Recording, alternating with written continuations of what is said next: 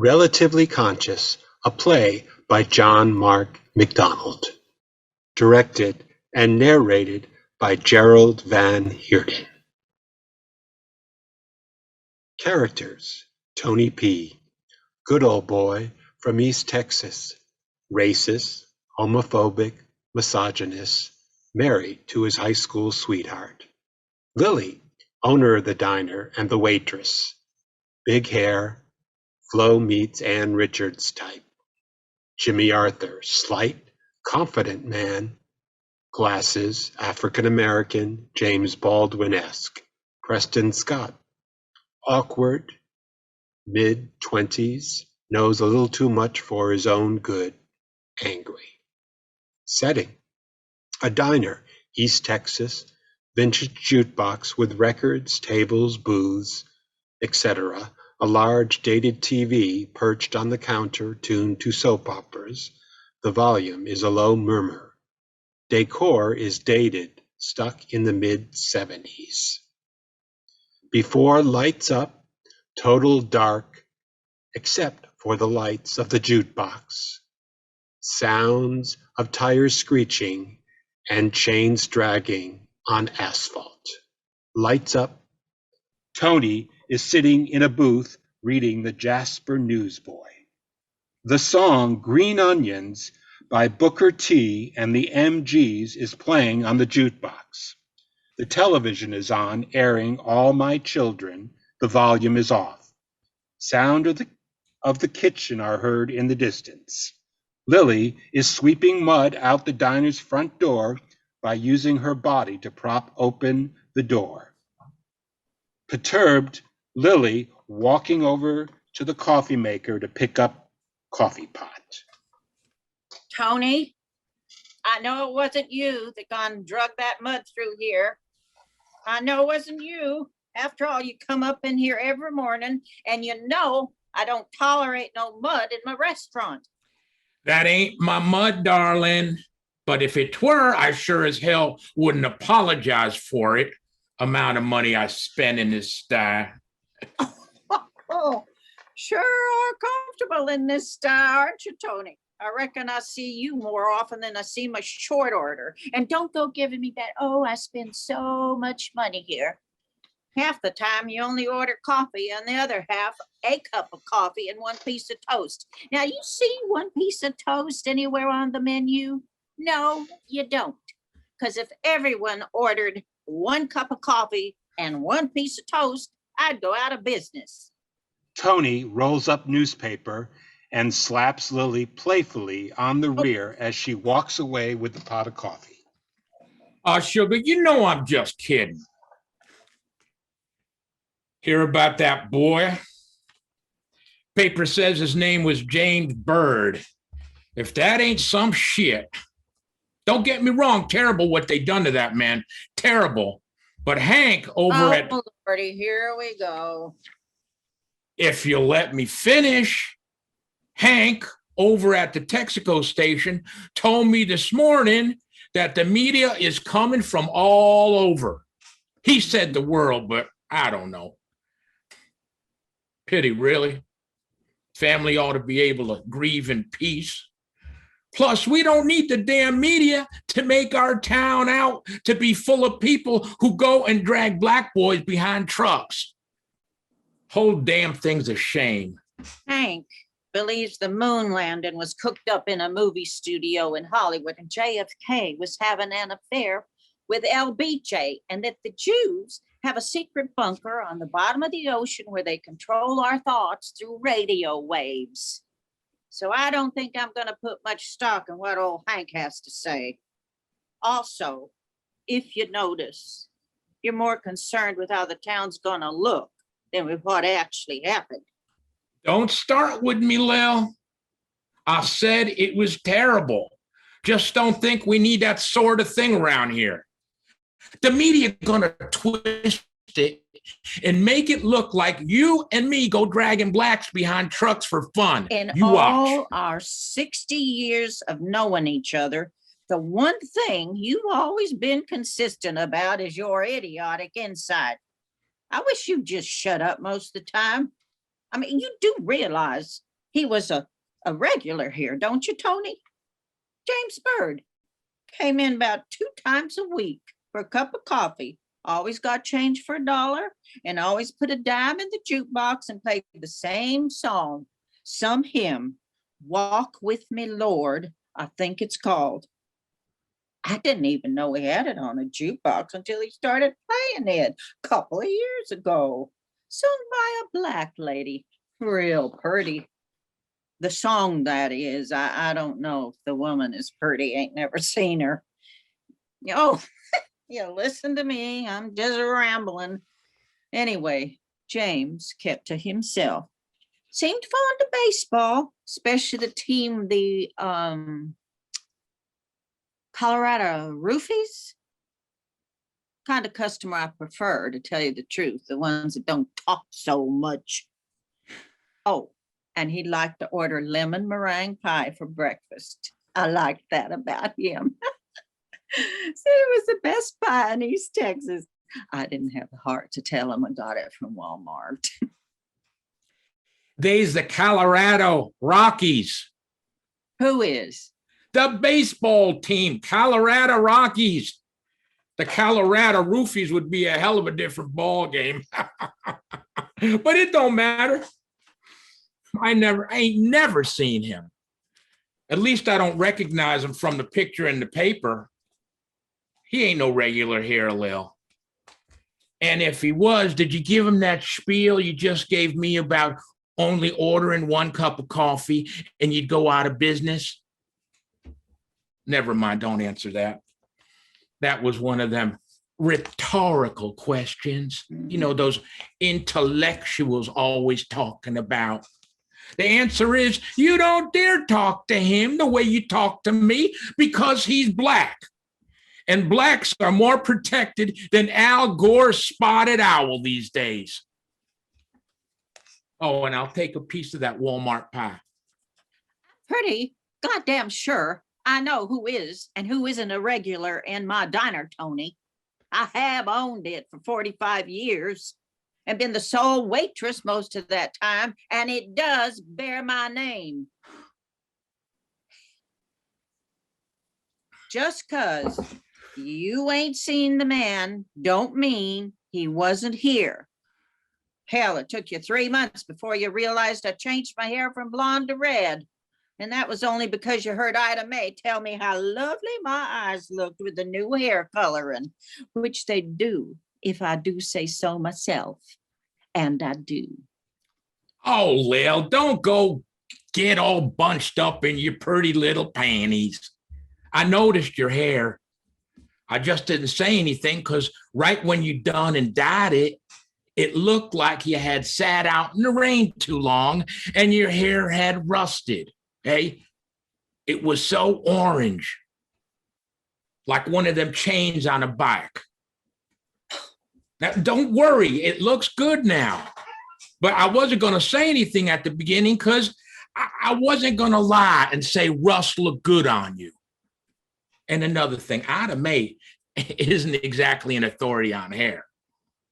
Her hair turns a shade of blue in the right light. She is the poster grandma for the blue hairs. Did you hear I wanted some of that pie? Shh, listen to you, the poster grandpa calling anyone a grandma. Imagine the nerve. Hello, pot, this is the kettle. And you are sure right about one thing. I have never talked to him the way I talk to you. Who? James Bird. You just said I didn't talk to him the way I talk to you. You are right, but it ain't because he is or was. Gosh, I hate talking about the dead. Never know what tense to put him in. Anyway, it ain't because of his skin color. It's because he, like most courteous people who come in by their lonesome, sits at the counter so as to fray up my boots for larger parties who actually want to sit a spell and have a meal. What's your point? And that pie, you got any? My point, dear, is you like to commandeer a booth all by your lonesome, spread your paper all around like you're lying in a bird cage and stay for hours like you got something to prove, taking up all that space. Same reason you got that big ass truck of yours. Don't think I don't remember when we was dating in high school. If I remember correctly, and I'm pretty sure I do, it's true what they say about men with big trucks overcompensating for something. At least in your case, it seems to be. Well, anyway, then you pay exact change. And I do mean change. Usually nickels and pennies, no tip for me. Yeah, I ain't your coffee wench. It gets old. Today, it don't matter, of course. Sundays are always on the slow side. But come tomorrow, at the peak of my breakfast rush, you'll be sitting there, paper all spread out, legs spread out, spouting the same BS you always spouting to anyone who was listening. Which I got news for you, no one is listening. And come time for you to go, I'll have to show for it what I always have to show for it. 96 cents paid for in goddamn nickels and goddamn pennies. And I've known you since we was 6 years old. Hell, I had such poor judgment at one point I dated you. And we are out of the pie, so shut up about it. We are out. Speaking of Sunday, why are you not in church? Hold on there, darling. Back that sass up. What did you just say about my big ass truck? First of all, maybe in your advanced age, you're forgetting things. But I assure you, my truck isn't compensating for anything. Ain't nothing small about me, including my plumbing. Every woman I've ever been with, and trust me, even though it's none of your damn business, there have been plenty besides you and my wife, has commented on how above average I am. Ooh, how above average you is. Well, there's a ringing endorsement. Tony, the Lothario of Woodburg, above average. If the Jasper Newsboy ever reviewed my diner and they said it was just above average, I'd about die. Let me guess, these multitudes of women all also said how you were the only man who ever gave them an orgasm. And before I forget, I'd certainly take hair advice from Ida Mae, who gets hers done once a week, rather than a man who hasn't been able to grow any since Jimmy Carter left office, and who wears a baseball cap because he don't want nobody knowing about his 4 patches atop his head. You want the usual? Give me a minute. I'll give you a minute, but it'll be the 96 cent for the usual 1 piece of toasted coffee, use predictable bees on honey.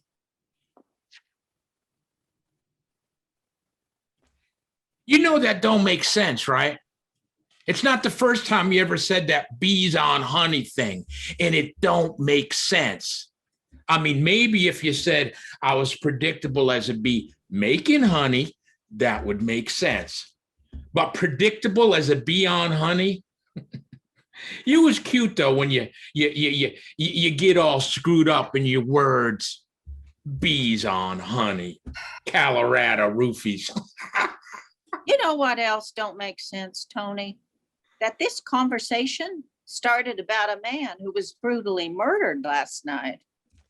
And instead of grieving the death of one of our very own Jasper folk, who was, by the way, a regular here, we're talking about my hair color, your bald spots, and the size of your small penis, which it was small. But anyway, seems sad when you think about it. I mean, who's going to grieve us when we're gone? Who's going to pause for more than 10 seconds and reflect on what we was? No one, I reckon. We're all just making our way through, and when we get to the other side of the end, ain't no one gonna hardly notice we're gone. But of course, ain't no one gonna hunt us down for the color of our skin like they did James. That's a whole nother layer we know nothing about. Pretty depressing if you ask me. But no one did. Defeated, she pulls a stool up to the TV, takes a seat, and starts banging on the TV and messing with the rabbit ears visibly, yet mildly frustrated. Oh, Lil, stop with yourself. You know that boy wasn't killed because of his skin. He was. You just called James Bird a boy? Pretty sure you did. And pretty sure you know why you did. Oh, hush your mouth, liberal Lily. He was killed for doing something stupid. Like I said, don't make it right what they did to him, but he did something. People don't just up and get killed for no reason, not even colored boys. Yeah, and I called him a boy. Jimmy Arthur enters front door of diner. He is dressed in black suit, white shirt, black tie, vintage 1960s attire, black rim sunglasses. He holds a small steno pad. In his back pocket is a rolled up Jasper newsboy. Welcome to Lily's Sugar. Have a seat wherever. I'll be with you in a bit.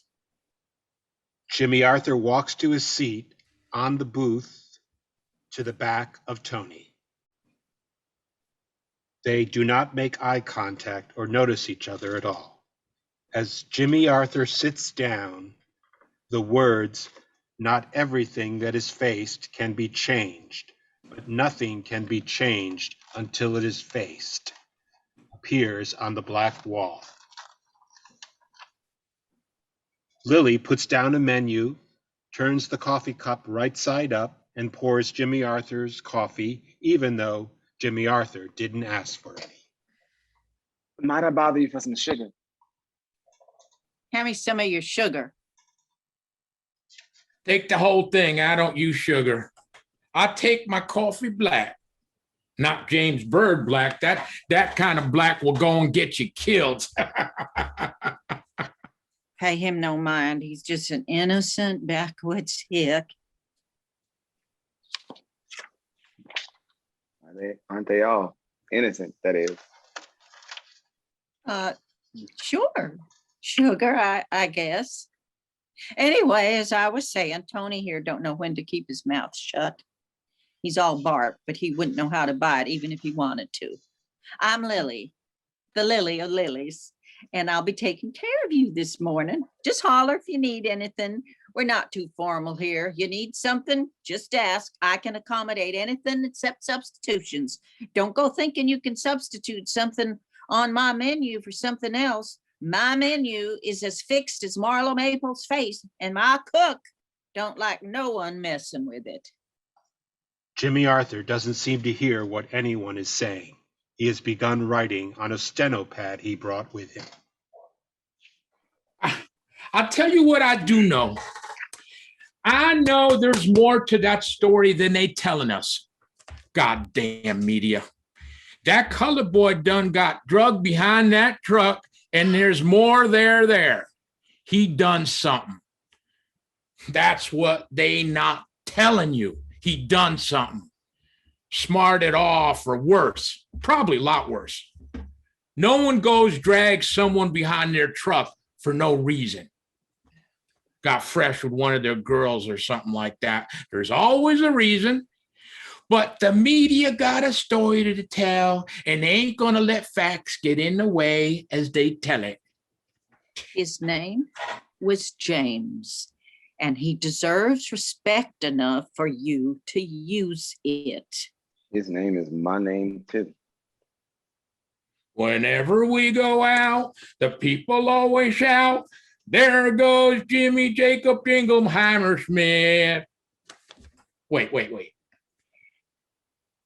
There goes one dead, one alive, Jimmy's in Jasper. Now that don't fit. Now, been I've been in this diner all of 2 minutes, and you've already made two incendiary comments. Now, I've been around a while, reported all over the world, and I've met my fair share of all types, but congratulations to you, sir, for the speed with which you confirmed my suspicions about this place. Whoa, back up there, Fancy. What suspicions? That people from these parts are what? Ignorant? Backwoods? Hicks? Ignorant, backwoods Hicks is a superb description. Well done. Took the words right out of my mouth, sir. Quit calling me sir. It's Tony. And I don't mean that's how I was describing us. I mean, that's how you think of us.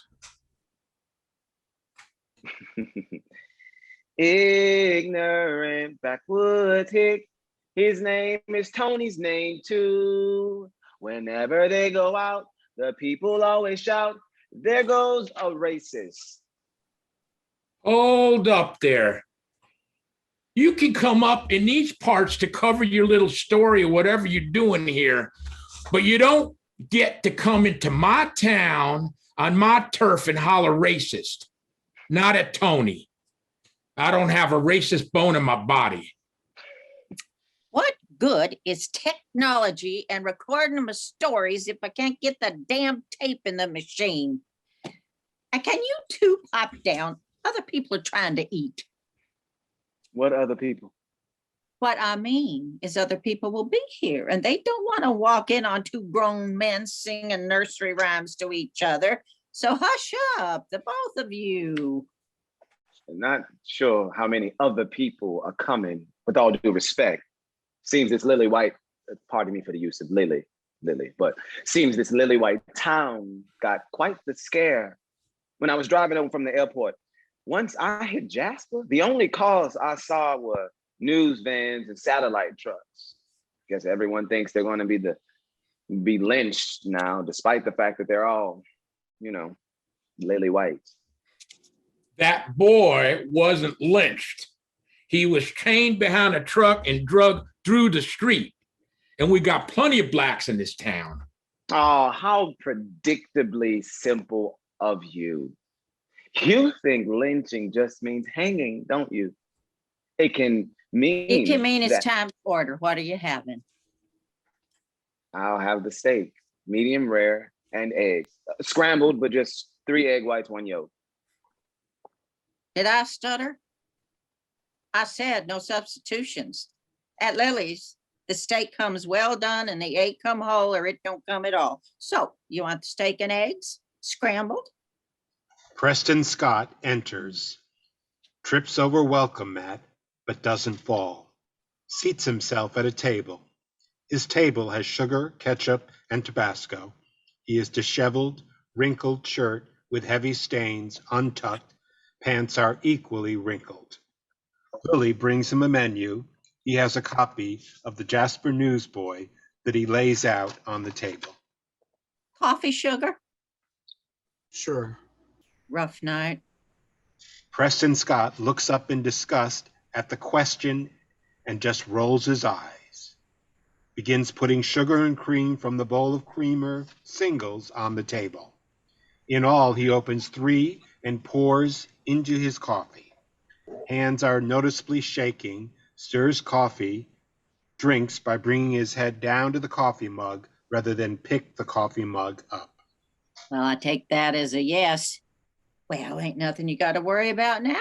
Let's get some food in your belly to help with that hangover.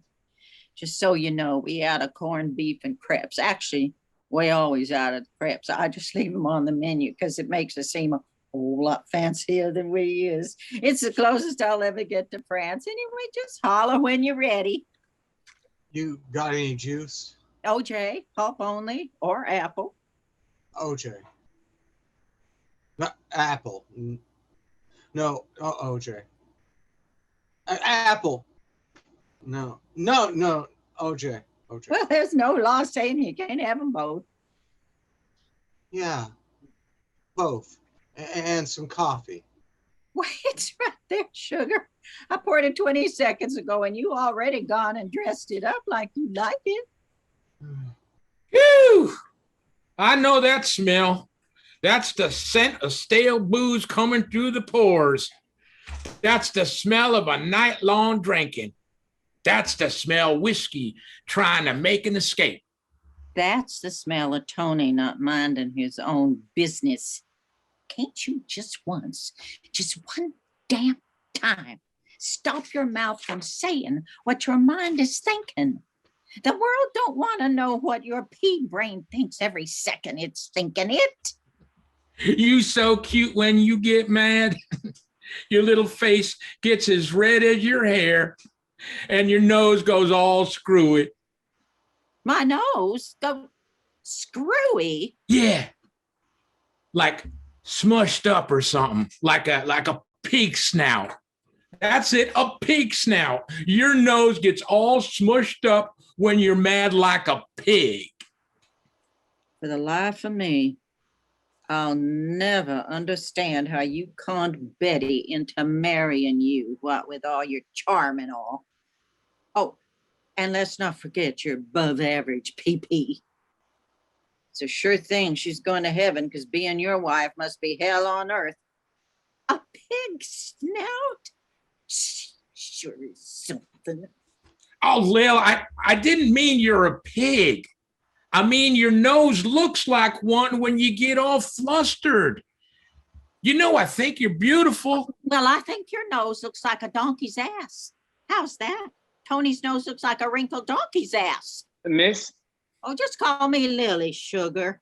sorry to interrupt this exciting game you two got going on of anthropomorphizing one another, but might you have an extra pen or pencil? Mine seems to be out of ink. As long as you give it back. It's zoomorphism. I beg your pardon? The word you're looking for is zoomorphism, not anthropomorphism. You just got them confused, that's all. No disrespect, young man, but I'm a journalist with the most reputable newspaper in the country. No, make that the world. I certainly don't intend to take vocabulary lessons from someone who just started shaving last week and from the looks of it, hasn't yet learned how to bathe. I could wring out your shirt and have enough alcohol to get 3 sailors drunk 3 times. It's okay, you just confused the two words, that's all. See, anthropomorphizing is when you give human qualities to animals, whereas zoomorphism is when you... You know what you damn reporters don't do? You don't write about the good things going on in Jasper. First Baptist feeds the hungry every Wednesday. Read that anywhere lately? Nope. Even my wife bought some poor black family their groceries last week when they didn't have the money at the checkout. I'll bet I could send that story into the paper. They'd ignore it. But they sure as hell will mention that that person who killed that bird fella went to church. You know why? Because the media hates Jesus and they do anything to make him look bad. And how's that, Tony?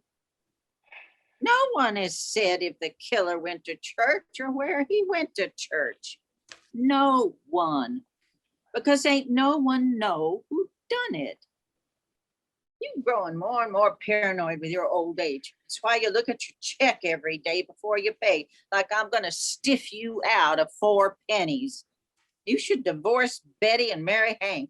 You two could spend your twilight years hunting for the secret Jew bunker at the bottom of the sea. They will. You watch, they will.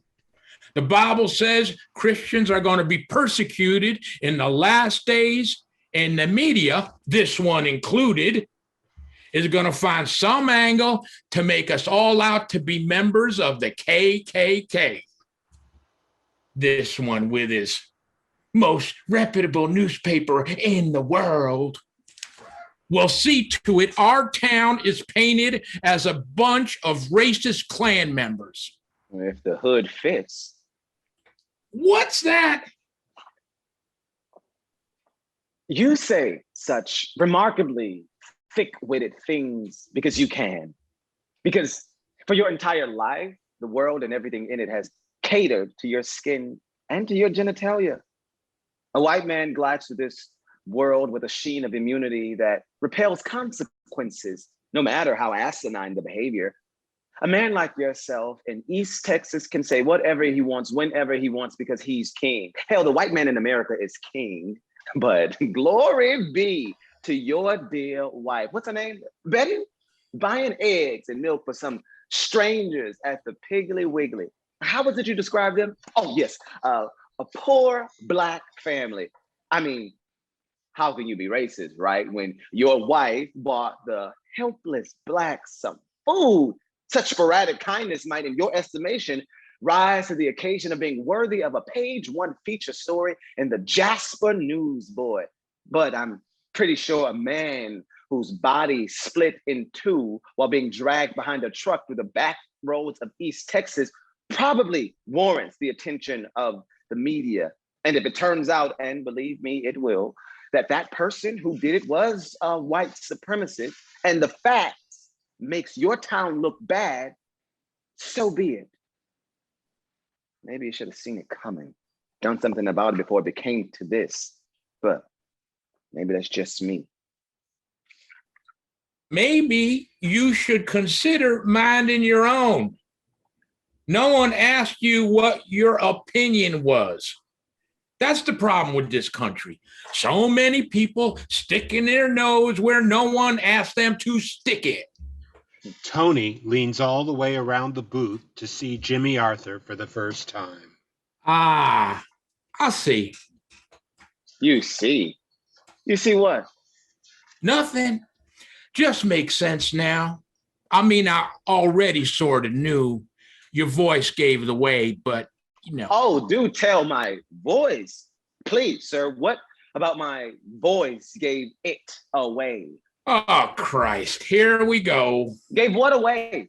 That I'm well, that I'm dressed well, that I'm Ivy educated, that I live in one of the most desirable zip codes in the country? Does my voice give away that I served my country through 2 tours of a war that no one wants to remember, that I practically raised my 8 siblings, that my daddy died of tuberculosis and my mama was sent away to a state institution because she snapped? No, wait, let me guess. My voice gave away that my favorite dessert is creme brulee and that I'm fond of hot weather, that I prefer a good book over a good movie and a good fuck over both. Wait, don't tell me now. I'm gonna get it, just give me a second. Of course, silly me. What you meant, Tony, is my voice gave away that I am Black. It's not what I meant. I meant your voice. My skin. You meant my skin. You meant that my voice indicated my skin color to you. And my skin color is the one thing you refuse not to see. The same thing this country refuses not to see. The same thing that whoever chained James Byrd to the back of a truck refused not to see. You can't not see it because you've got too much invested in the idea that you are white. You are invested in the idea that you're white, and the only thing you're invested more in is the idea that I am Black. And the more Black I am, the more white you are. And the more white you are, the less you have to look at the reality of what you really are. And Americans, the ones you consider to be Americans at least, are masters at ignoring the reality of what they are. But that's okay. Your words gave you away. See, that's what I was saying. Your voice comes off as Black and mine comes off as white. That's all. That's not what I said, sir. I said your words gave you away.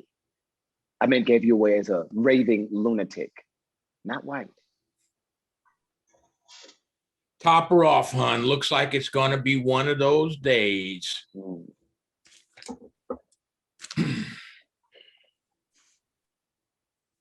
Good God. Lily, you got to take a look at this. Lily makes her way to Tony. Tony points to a picture on the front page of the paper below the fold. Well, that's Blake Bobbitt's campaign. His campaign manager done gone resigned because he's gay. Said he couldn't work for Doc anymore. First that bird boy dragged behind the truck, and now this. Oh boy, we sure as hell don't deserve all this. Lily, bending over, looks closely at the article, looks at Preston Scott, looks back at the article, back at Preston Scott, recognizes Preston Scott, forcefully takes the paper from Tony's hands, stands straight up, looks intently at the article, whispers loudly. Don't go making more of this than what is, Tony. No matter how much you flatten the pancake, there's always two sides. We ain't that boy or Blake Bobbitt. Ain't nobody's business but theirs. Also, Blake is a regular here, and I don't want... Lil, that's him. Hey, that's the boy. That table right there. That's the gay guy right there. Would you quiet down? I know that's him. You act like you ain't never seen a gay before. He ain't Sasquatch. You need to calm down.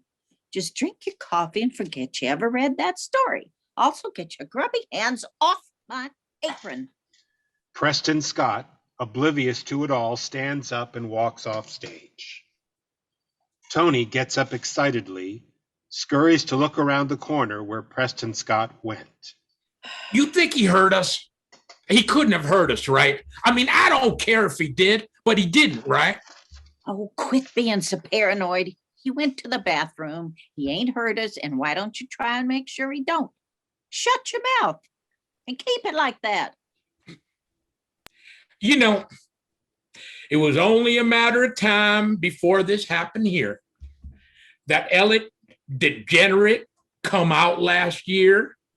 They gone took prayer out of school a long time ago. Took Christ out of Christmas. And killing little babies and calling it a choice. Slick Willie doing God knows what in the Oval Office. It is my business, Lily. He done make it my business when he decided to announce to the world he's a fag. I've been on God's green for a few 24s. This sort of thing that kid done might fly in New York, but not in East Texas. We value God, family, country, in that order. You know that. Always have, always will. Again, a man was dragged behind a truck last night, and you are more concerned with everything but that. So predictable. Oh, wait, let me get it right. Predictable as bees making honey. Is that right, Tony? Did I say it right? Anyway, you sure can go on and think whatever you want to think, but you're not going to make a stink with that man in my restaurant. You go do that at church. Or better yet, send a letter to the Jasper newsboy and let him know how it was in the good old days when you could leave your front door unlocked and queers knew how to stay out of sight and blacks stayed on their side of the tracks. But you don't get to make that boy feel unwelcome under my roof. Preston Scott returns to his table.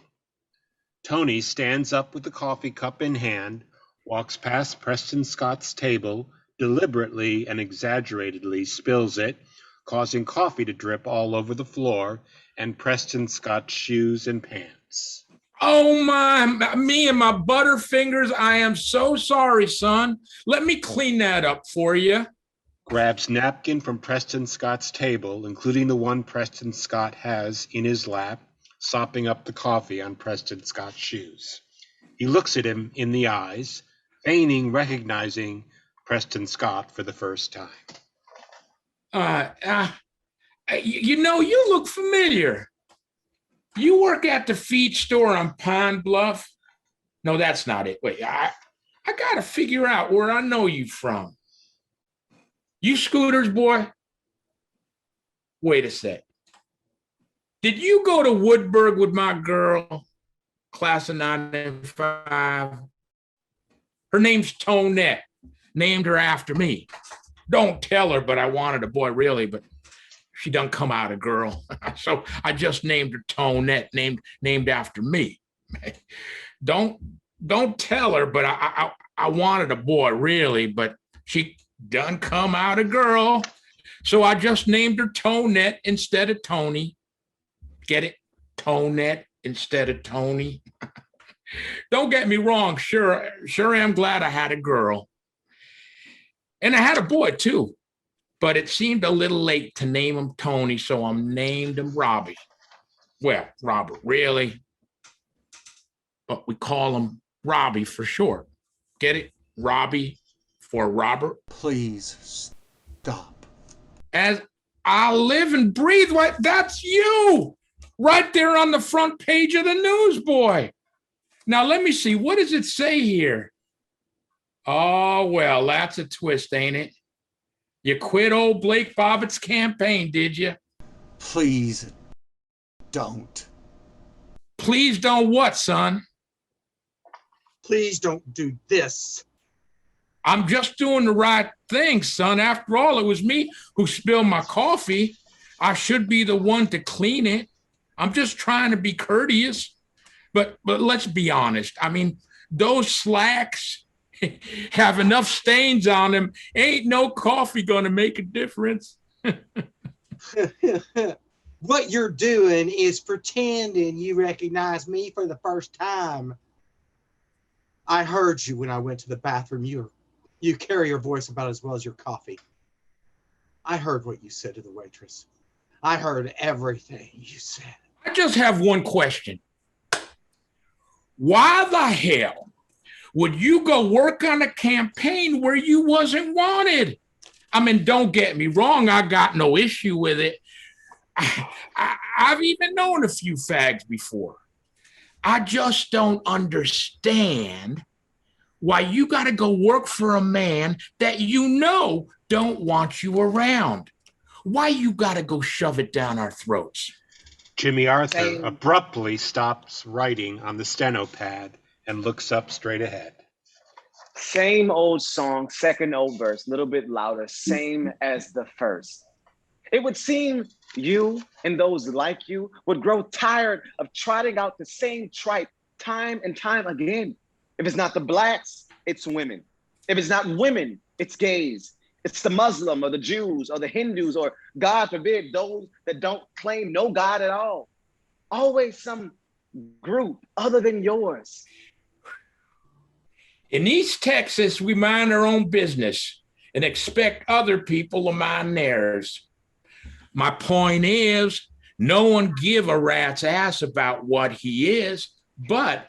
I'm pretty sure you're about to prove that's not true. Blake Bobbitt is a great man, done a lot for us. He was mayor of Woodburg for many years, and he was a great leader. He's a dentist. Why, every person within a 20-mile radius who has lived here more than a few years has had his hands in their mouth. And he's going to make a great congressman. Seems to me this kid knew what he was about before he joined his campaign. I'm just wondering why he joined. He does make a point, Sugar. The article says you came down from Washington, D.C. to work on this campaign. Why? Now, don't get me wrong, but it seems like you'd have known Bobbitt's feelings on it. For God's sake, can I just get some breakfast? I didn't so much choose to come out as I was forced out. This wasn't my plan. It's true. I resigned. But only because some anonymous prick called me at the campaign office and threatened to out me. Rather than being outed on their terms, I outed myself and resigned. Also, I grew up in Fort Worth. It's not like I don't know Texas. I came here for breakfast. If I wanted to play 20 questions, I'd have called my mom. Fine, then resign. But why you got to go declaring it so loud? You gays always love to be so dramatic. You could have gone quietly. No one would have cared. But you decide you need everybody to know you were gay. Felt like you needed to make the good doctor look bad, sink his campaign, make a big gay show of it, shove it down our throat. East Texas ain't DC or Fort Worth. No one here gonna understand it. Look, like I said, I don't have a problem with it, but I can't go accepting it. The Bible, that book your kind hate, is clear, crystal clear. It also ain't natural. One man, one woman, Adam, Eve. Jesus fucking Christ. Are you for real? I've had to put up with your horse shit my whole life. The book My Kind Hate, shove it down your throat. Trust me, no thank you. It's like the whole lot of y'all got a script and everyone memorizes it. Adam and Eve, one man, one woman. Next thing you'll vomit up how you got to protect the children. Oh, Lord, the children, we're coming for the children. If y'all had one original thought, I'd die of shock. Anyway, I'm pretty familiar with East Texas. I know how y'all think. Calm down, Nancy. You're getting a bit overheated, a bit emotional. I'm getting overheated. You have spent the entire morning bleating about how your town will look and that Christians of all fucking people, are persecuted in this country. You, the perpetrator of so much hate, has somehow made himself the victim? Fuck off. Preston Scott seems to be done with the conversation, returns to his paper. Tony returns to his. Jimmy Arthur keeps writing. Preston Scott looks up at nothing in particular, appears to have another thought. I'll have you know, my grandfather traveled around doing revivals in small towns all through the South. When I was a kid, he took me along with him, hoping I'd grow up to be a preacher like him. Some of the best memories of my life. Granddaddy was the greatest man I ever knew. But tell me again how I hate the Bible, since you know me so well. I guarantee I could go toe-to-toe, chapter and verse with you on anything Bible-related. It's okay, Petunia. Calm down. The devil knows the Bible pretty well, too. So what's your point? My point is, one of the cities we came to was Jasper. And he did a 2-week revival at First Baptist. Plus, I got an aunt who lives just outside town on Route 7. So, in fact, I stayed with her one summer and played t-ball until my aunt pulled me off the team because she thought the coach was getting a little too handsy with the girls. Well, goes to show shouldn't have co-ed sports no matter how old. Boys should be coached by men and girls by women. Well, by heterosexual men and women. Tonette was always coached by a lady, and Robbie was by men. Oh, Lord. Oh, Lord. Oh, Lord. Now, hold on a minute. I got saved at a revival at First Baptist.